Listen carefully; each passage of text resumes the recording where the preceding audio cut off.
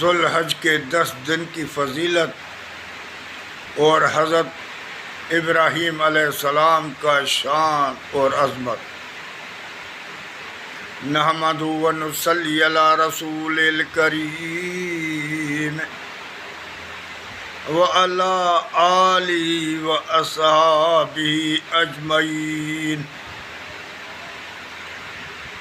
اما بعد، اعوذ باللہ السمیع العلیم من الشیطان الرجیم، بسم اللہ الرحمن الرحیم، فاتبعوا ملۃ ابراہیم حنیفا وما کان من المشرکین۔ آج میری تقریر کا موضوع ہے ذوالحج کے 10 دن کی فضیلت اور ابراہیم علیہ السلام کی عظمت اور شان۔ پہلے تو اللہ کے رسول صلی اللہ علیہ وسلم نے فرمایا یہ جو ذوالحج کے 10 دن ہے یہ اتنے شان والے، اتنے رتبے والے ہیں کہ 12 مہینوں سے زیادہ،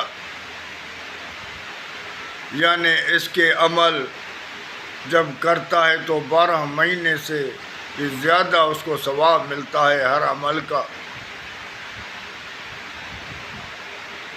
یہ اس کا شان اور رتبہ کیوں ہے؟ کیونکہ یہ 10 دن کس کے لیے ہے؟ یہ 10 دن حضرت ابراہیم علیہ السلام کی شان اور بلندی اور رتبے کی گواہی ہے، جس کے لیے اللہ تعالیٰ اپنے مقدس کلام میں فرما رہا ہے فاتبعوا ملۃ ابراہیم حنیفا وما کان من المشرکین۔ تابع داری کرو تم ابراہیم علیہ السلام کی ملت کی، کیونکہ وہ مشرکوں میں سے نہیں تھا۔ تو یہ جو تابع داری ہے، یہ جو دن ہیں 10 دن جو ہے، یہ ابراہیم علیہ السلام کی شان، عظمت اور عزت کے لیے ہے کہ اس نے اتنی بڑی بات کی، اتنی بڑی قربانی دی، جس کا شان اللہ تعالیٰ خود فرما رہا۔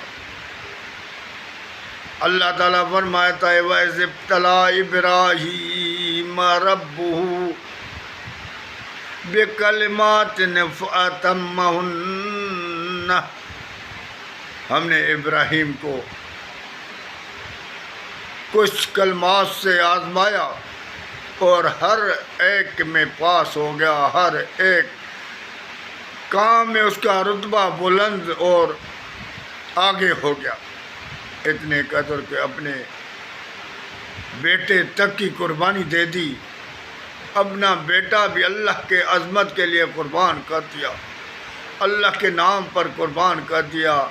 یہ ابراہیم علیہ السلام کا شان اور عظمت ہے کہ اللہ تعالیٰ کہتا گیا اور ابراہیم علیہ السلام مانتا گیا اور کرتا گیا۔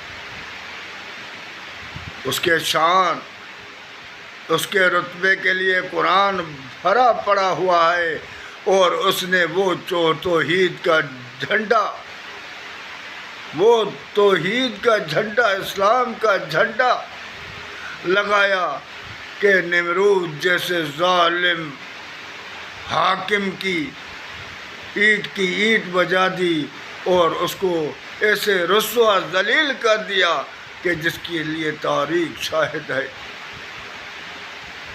ساروں نے مل کر